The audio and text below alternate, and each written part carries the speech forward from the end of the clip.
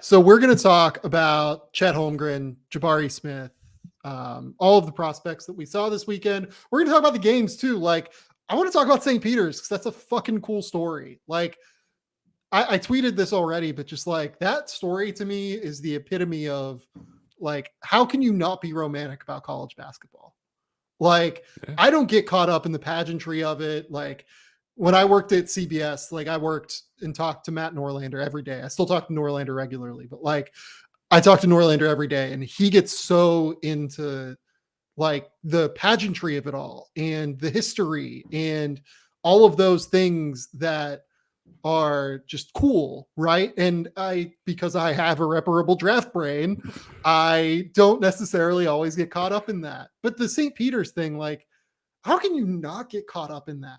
It's fucking amazing. Oh, This team plays. it's beautiful, and you see the tidal wave coming too. It's like I'm not gonna stop this. I'm gonna enjoy this wave that's No, coming over. You're never seeing Tata Washington play again. Good luck. How's your intel? How's your eval? I'm like, whatever, man. Let Doug hit some threes and do another mustache dance. I'm like, whatever. I'm in. Let Shaheen talk his noise. Like I'm in. I mean, and like Shaheen's just a great personality too, like an unbelievable person to be achieving this success and getting this platform, right? Like getting this opportunity to pitch his message. Because he's such a good messenger about like New York mindset, like his post-game press conference after their win against Murray State, where he's like, what, you think that like these kids from New York City and New Jersey are going to be scared and the teams are going to out tough us? We do that. That's what we do. And it's just like, And that's so authentic. It's so New York, New Jersey. This isn't it is. Brian Kelly going down to Louisiana and all of a sudden get like a twang. Like this is Shaheen Yeah. Holloway. He played at Seton Hall, man. He coached at Seton Hall. He's from the area. Those are the type of kids you recruit. And Yeah. somebody like made a good point about it today in the office is that like on our circuit, on Under Armour circuit, we have a team Riverside Hawks that don't have like the highest of high major guys, but they made a similar run this summer because they just like got hot and out toughed people. And that's like the New Yeah. York mentality and mindset. And now you get to see it on CBS Sports and primetime taking down Kentucky. And now everyone's dusting off like, hey, have you seen their gym? Like they have a cargo net in the middle of it. Like they did volleyball Yeah. practice there. Their school is a street. Somebody had a video just like, here's their school. Yeah, like what'd you think?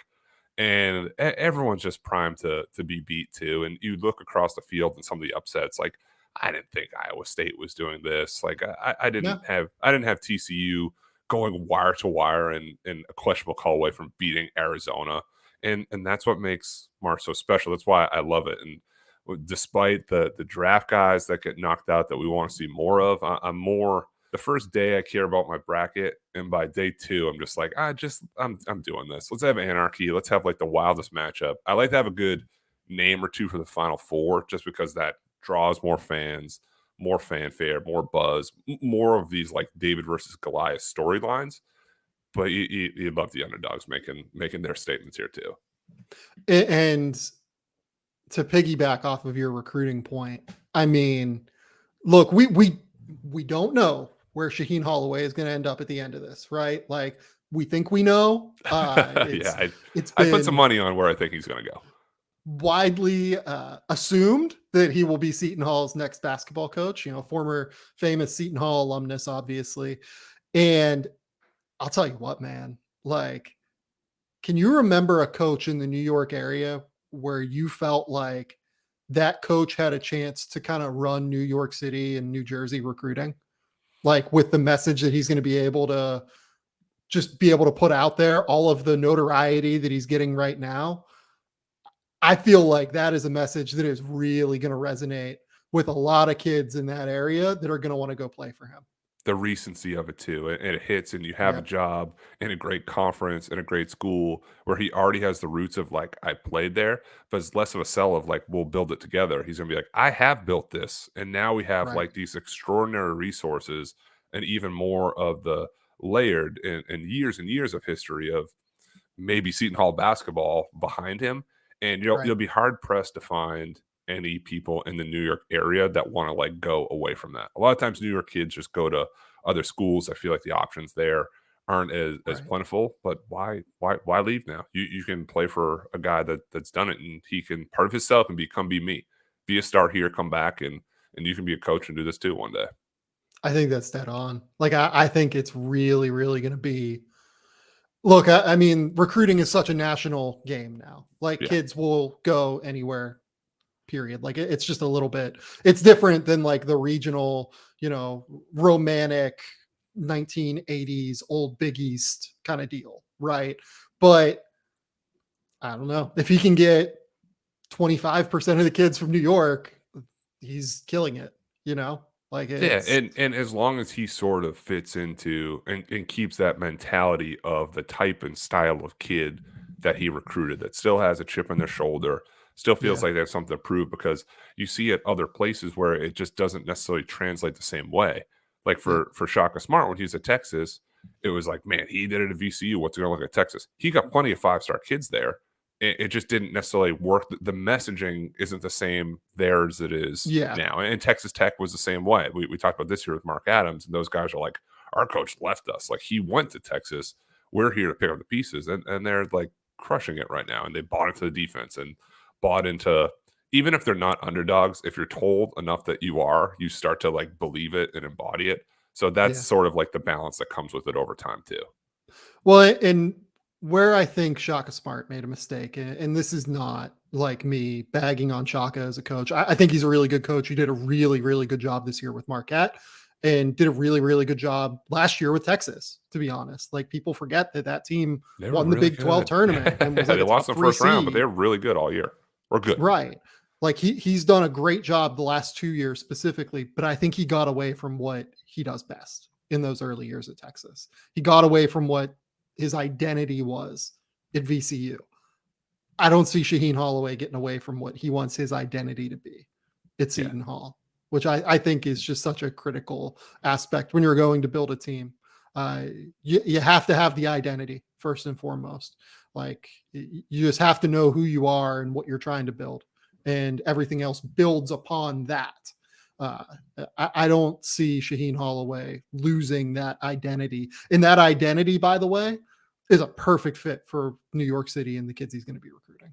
Yeah. There's it's hard not to like look too far ahead of it too, but you I see know. how you see how it could work. You want to enjoy the moment now, and even for him, I'm sure his agent and the people around him are getting blown up, and I know that's part of the process. And doing the media tour, and everybody wants a piece now, and everyone's saying the difference is made St. Peter's. I hope for their sake they still get to have their moments too, their quiet time away Yeah. from it, and like soak it in. And not all these moments in life, they don't soak in until 10, 15 years later. They're just living in it, and it'll be something they talk about for the rest of their lives. But I hope just for their sake that it's not complete pandemonium and they can still focus a bit between lines when they have time together too.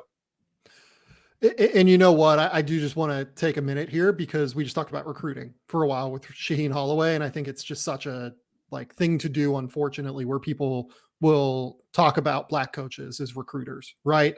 Like, St. Peter's is running fucking incredible offense right Oh, now. they're running stuff, man. I mean, we're just talking about what he's going to Like, be able to do in the backyard, but like they're running sets and spreading guys out and running off screens and fake right. stuff and one way and circling back. Like I was impressed.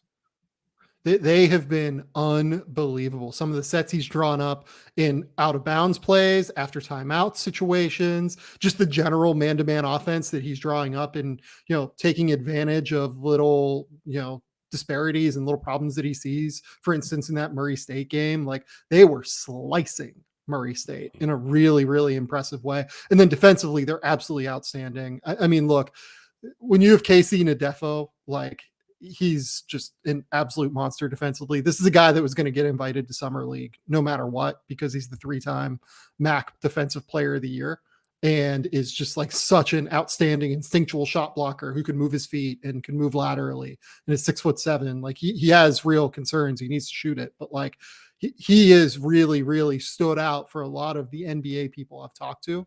And I just wanted to take a minute to note, like, this is not a situation where we should be talking about Shaheen Holloway as a recruiter. Shaheen Holloway has done a fucking incredible job coaching that basketball team, drawing up plays, setting them up for success on the court with his coaching ability. Yeah, and it's just it also speaks to the unpredictability of March too, because like I know they got hot late, but they weren't like this team that was 30-3 or whatever. Yeah. They knocked off all these giants. And I had a conversation with a mutual friend slash agent the other day, which made a point that I hadn't thought about, is that when you get on the neutral court, right? All these teams, all these lower seed teams, they believe it because they're like their momentum's up. They didn't lose in the second round of the conference tournament, like, let's pick ourselves up, figure it out. Like they've Right. won their conference tournament. They are hyped up. They're ready to go. They've grown up watching March Madness. They know the upset potential that's there. And you run out there and you look up in the stands, there's a lot of Kentucky blue, but the whole place isn't Kentucky blue. And there's some St. Peter's, there's some empty seats because like the way the games are staggered, like somehow it's never full, which I don't get. You hit your first shot or two, you start looking at your bench like, we can do this right now. And then you mix in the New York, New Jersey toughness. You mix in some really good sets and putting the pedal to the metal, and that's the elements of the recipe for an upset. And that's why I've done it Yeah. twice already.